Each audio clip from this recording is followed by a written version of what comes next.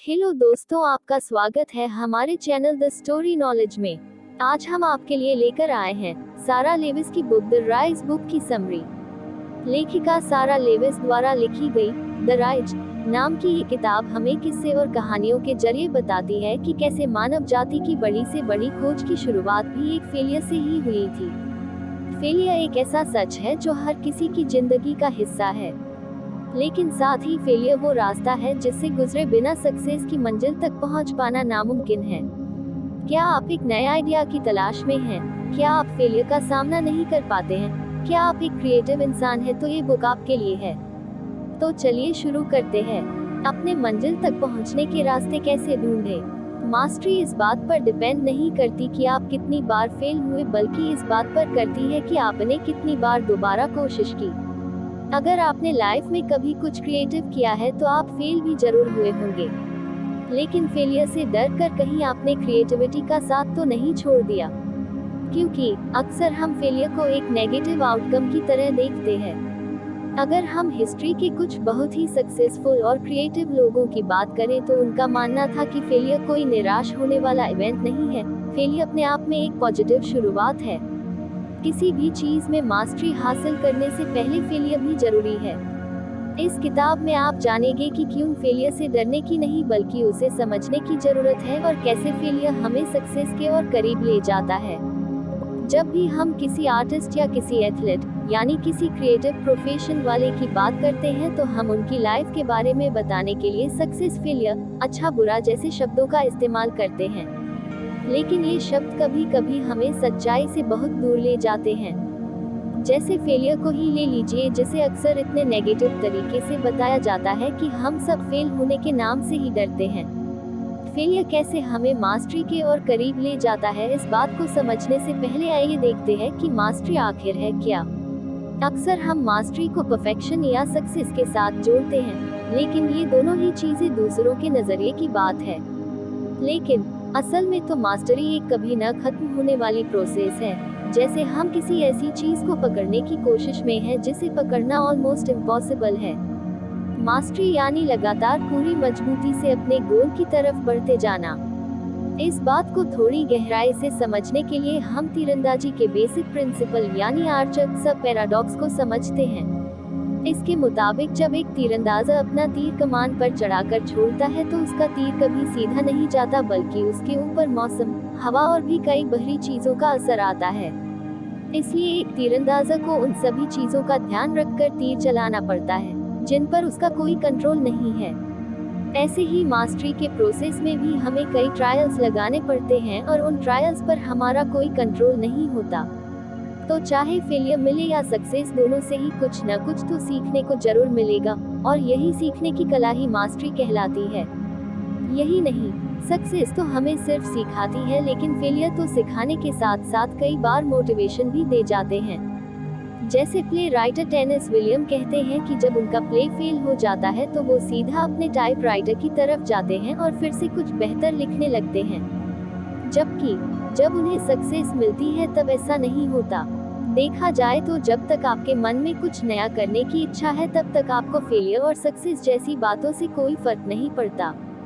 ज्यादातर हमने जो पा लिया और हम जो पा सकते हैं उसमें एक बड़ा गैप होता है, क्योंकि हम फेलियर को गलत नजरिए से देखते हैं, इसलिए कई बार हम अपनी कामयाबियों को भी ठीक से नहीं समझ पाते। अक्सर हम थोड़ा सा पाकर खुश हो जाते हैं, फेलियर के रिस्क के कारण अपने सही पोटेंशियल को एक्सप्लोर ही नहीं कर पाते। इसलिए जो हमने पाया है और जो हमारा पोटेंशियल है उसके बीच एक फासला रह जाता है, जिसे लेखिका ने द गैप का नाम दिया है। जैसे जाने माने अमेरिकन कवि हॉटक्रेन की पोएट्री को जब उस समय के महान कवि एजरा ने देखा तो कहा कि उनका काम उनके पोटेंशियल से काफी कम है, वो इससे काफी अच्छा कर सकते हैं। तब हॉटक्रेन को ये एहसास हुआ कि वो एक गैप में है। अब सवाल ये उठता है कि इस गैप को भरा कैसे जाए। इस गैप को भरने के लिए सबसे पहले आपको अपने लिए एक ऐसी पनाह ढूंढनी होगी जहां आप फिजिकली और मेंटली एकदम सुकून महसूस करें और अपने काम पर ध्यान दे सकें, जहां आपको किसी भी क्रिटिसिज्म का डर नहीं हो और आप अपने काम को लेकर एक्सपेरिमेंटेशन कर सकें। क्योंकि काम की शुरुआत में क्रिटिसिज्म थोड़ा खतरनाक होता है। जैसे प्ले राइटर अगस्त विल्सन को ये पनाह एक रेस्टोरेंट में मिली, जहां वो आराम से अपनी कल्पनाओं पर काम किया करते थे। सबसे मजेदार बात तो ये है कि वो अक्सर पेपर नैपकिनों पर लिखा करते थे, क्योंकि उन्हें लगता था ये बहुत सेफ है, यहाँ इसे कोई नहीं पढ़ पाएगा और अगर कोई गलती हुई तो बुराई भी नहीं करेगा। लेकिन अकेले में अपनी क्रिएटिविटी पर काम करना थोड़ा खतरनाक भी हो सकता है, क्योंकि जब हम लंबे समय तक आइसोलेशन में रहते हैं तो हम सच से काफी दूर हो जाते हैं और फिर अक्सर हमें लोगों के बीच जाने में और प्रेशर हैंडल में डर लगता है। इसलिए अपनी सेफ पनाह में उतने ही देर काम करें जब तक आपको कोई आइडिया न आ जाए। उसके बाद आप खुद को प्रेशर और क्रिटिसिज्म के लिए तैयार रखें।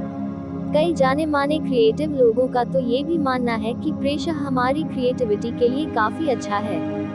जैसे लियोनार्ड बर्नेस्टे का कहना था कि अगर आप कुछ बड़ा करना चाहते हैं तो आपके पास एक प्लान होना चाहिए और जरूरत से थोड़ा कम समय, यानी कम समय का प्रेशर हमसे कुछ बेहतरीन करवा सकता है।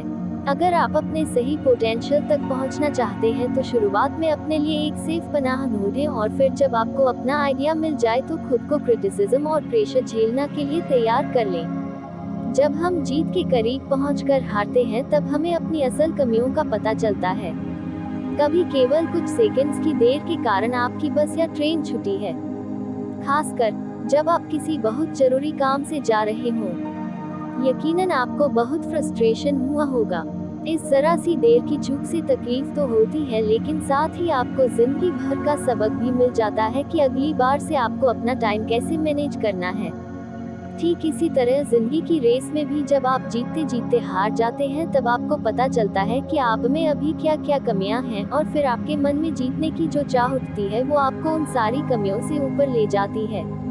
ये बात साइकोलॉजिस्ट डेनियल कहमेन और एमोस टावर्स्की ने साबित की है कि जब हम जीत के करीब पहुंचकर हारते हैं तो हमारी सोच का दायरा बदल जाता है और हमारा दिमाग ये सोचने लगता है कि अब जीतने के लिए और क्या किया जा सकता है।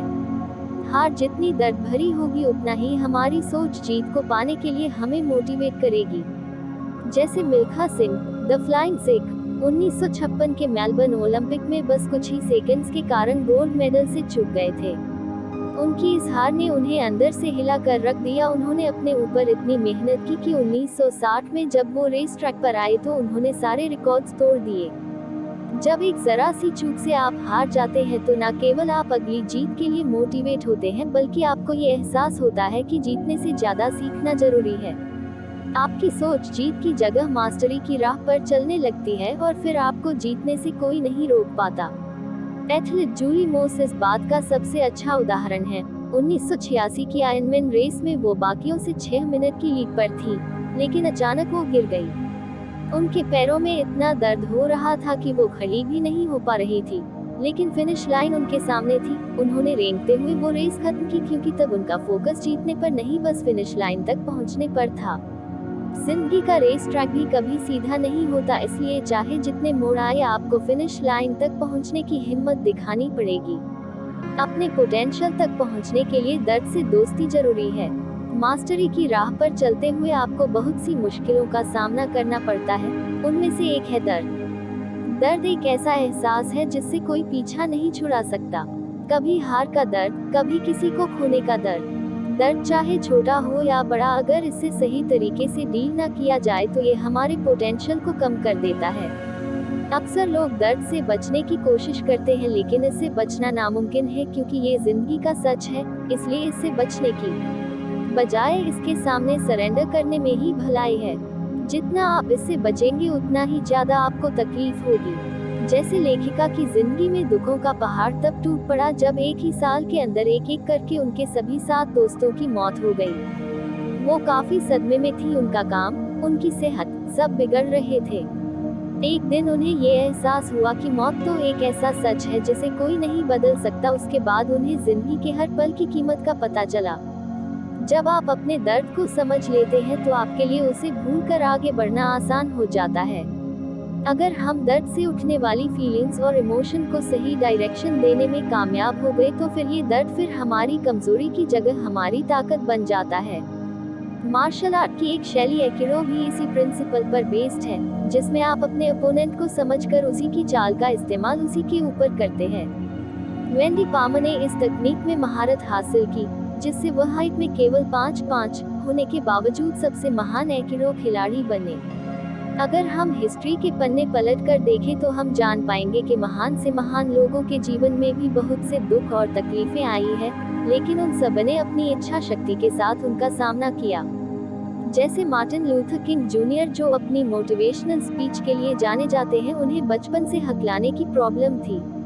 एक रिपोर्टर ने उनसे पूछा कि उसकी ये प्रॉब्लम कैसे ठीक हुई, तो उन्होंने कहा कि जब आप मौत के सच से दोस्ती कर लेते हैं तो बाकी सभी चीजों से आप आसानी से निपट सकते हैं। दूसरे शब्दों में देखें तो उनका कहना था कि जब उन्होंने जिंदगी के सच को समझ लिया तो उनकी जिंदगी को जीने की इच्छा शक्ति इतनी बढ़ गई कि उनकी हकालने की आदत खुद ब खुद ठीक हो गई। अपनी क्रिएटिविटी को बढ़ाने के लिए जरा शौकीन अवतार लीजिए। अगर आप लाइफ में कुछ बड़ा करना चाहते हैं तो खुद को एक्सपेरिमेंट करने दीजिए, वो भी रिजल्ट की चिंता किया बिना। यहाँ शौकीन बनने का मतलब ये है कि आपको अपने आर्ट फॉर्म का शौक है, इसलिए आपके पास एक बिगिनर से तो ज्यादा अनुभव है, लेकिन आप खुद को कभी एक एक्सपर्ट की कैटेगरी में नहीं रखते। अब आप कहेंगे कि शौकीन होना एक्सपर्ट होने से भी अच्छा कैसे है, आइए देखते हैं। एक एक्सपर्ट ये मानकर चलता है कि वो एक्सपर्ट है, उसे सब पता है, इसलिए वो खुद के लिए एक डेली रूटीन सेट कर लेता है, और चूंकि वो उसी रूटीन को फॉलो करके सफल हुआ है तो वो उन्हीं घिसे पिटे तरीकों को सारी जिंदगी इस्तेमाल करते रहता है। एक एक्सपर्ट अपना काम पैसों और करियर के लिए करता है, इसलिए वो रिस्क लेने से डरता है। वहीं दूसरी ओर एक शौकीन अपनी खुशी के लिए काम करता है, जिसके कारण वो आसानी से अपने आर्ट के साथ एक्सपेरिमेंट कर सकता है और उसे रिस्क लेने से डर भी नहीं लगता। जब आप बिना किसी प्रेशर के अपनी खुशी के लिए काम करते हैं तब हमेशा ही आप ज्यादा बेहतर और कुछ नया सोच पाते हैं। अगर आप एक्सपेरिमेंटेशन के फायदे जानना चाहते हैं तो आपको वैज्ञानिक आंद्रे गीम और कॉन्स्टेंटिन नोवोसेलोव के बारे में सुनना चाहिए, जिन्होंने दुनिया की पहली 2 डायमेंशनल चीज ढूंढ निकाली, जो था पेंसिल के ग्रेफाइट का कार्बन स्ट्रक्चर। इस खोज के लिए दोनों को नोबेल प्राइज मिला था। ये खोज उनके फ्राइडे नाइट एक्सपेरिमेंट का हिस्सा थी, जिसमें वो कुछ ऐसे अजीबोगरीब एक्सपेरिमेंट किया करते थे जिनके सफल होने के चांसेस कम ही होते थे।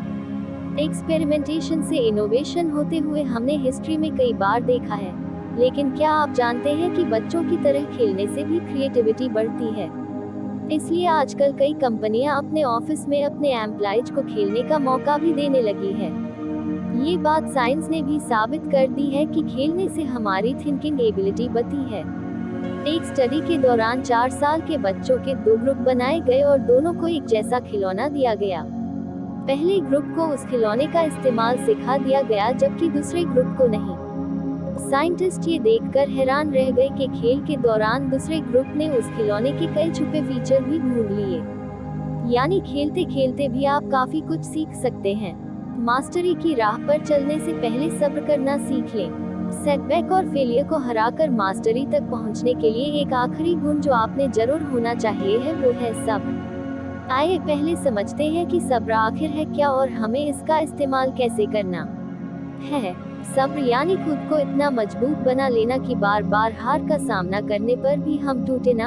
हमारी इच्छा शक्ति इतनी बड़ी हो कि हर बार हम अपनी गलतियों से कुछ नया सीखें और खुद को बेहतर और बेहतर बनाते चले जाएं। अपनी जिंदगी में सब्र का गुण लाने के लिए आपको पहले दर्द को एक्सेप्ट करना होगा और हार्ड वर्क के लिए तैयार रहना होगा। एक आर्टिस्ट को अपनी जिंदगी में बहुत सी परेशानियों का सामना करना पड़ता है। जरा सोचिए, आपकी वो पेंटिंग जिसे बनाने में आपने जान लगा दी, उसे देखकर लोग उसमें जमाने भर की कमियां निकाल रहे हैं, तो आपको कैसा महसूस होगा। लेकिन इस क्रिटिसिज्म से निराश होने की बजाय आप इसका इस्तेमाल अपने फायदे के लिए भी कर सकते हैं। यानी अपने क्रिटिक का हर पॉइंट नोट करें, उसमें से जो आपको अपने लिए बेहतर लगता है उस पर काम करें, खुद में सुधार लाएं और बाकियों को भूल जाएं। यही सब्र की सही पहचान है। आयोवा यूनिवर्सिटी के वर्ल्ड फेमस राइटिंग प्रोग्राम में एक बहुत दिलचस्प बात सामने आई कि दुनिया के महान राइटर वो बने जिन्होंने बिना रुके प्रयास किया, वो नहीं जिनके अंदर नेचुरल टैलेंट था। इसलिए फेलियर को अपनाएं, क्योंकि ये उस आग की तरह है जो आपको तपाकर खरा सोना बना देगा। असल में हम जिसे फेलियर कहते हैं वो तो एक लर्निंग एक्सपीरियंस के जैसा है, जिसके बिना हम मास्टरी तक नहीं पहुंच सकते। एक बार आप फेलियर को इस तरह से देखने लगे तो आप अपने सभी सेटबैक को मोटिवेशन के रूप में देखने लगेंगे। क्योंकि अगर आपको कुछ ज्यादा पाना है तो आपको कुछ ज्यादा कोशिश भी करनी होगी।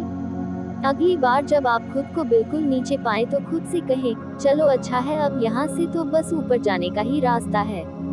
नीचे गिरना आपको फेलियर जैसा लगेगा, लेकिन ऐसा है नहीं।